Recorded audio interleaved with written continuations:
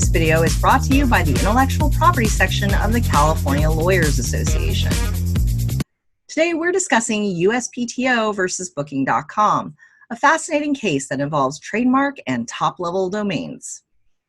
In a recent U.S. Supreme Court decision, it was determined that although the term booking is generic and not eligible for trademark registration, Booking.com, on the other hand, is eligible for trademark protections. Let's discuss the tea, shall we? Are you familiar with the site Booking.com? They're a website for booking travel and accommodations. They want to register Booking.com as a trademark, but we're told by the USPTO, no. Reason why? Because the USPTO felt that the term Booking.com is generic. Generic terms are words or symbols that communicate what type of product or service is being offered. Generally speaking, generic terms cannot receive trademark protections. That could result in a company having a monopoly over a product or service. In the case of Booking.com, the USPTO believed that their name describes the act of booking a travel reservation or accommodation, and so no registered trademarks for Booking.com.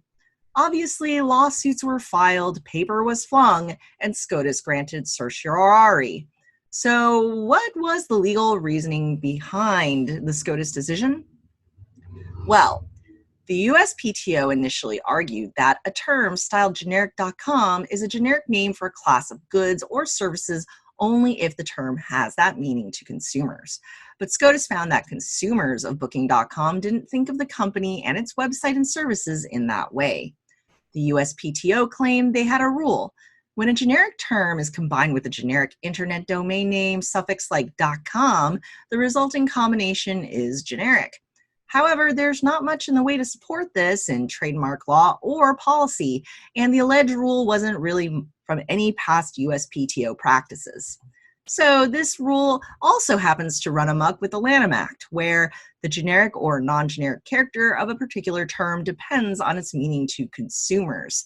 In other words, do consumers in fact perceive the term as the name of a class, or instead as a term capable of distinguishing among members of the class? So there you have it. Booking.com can now be afforded trademark protections.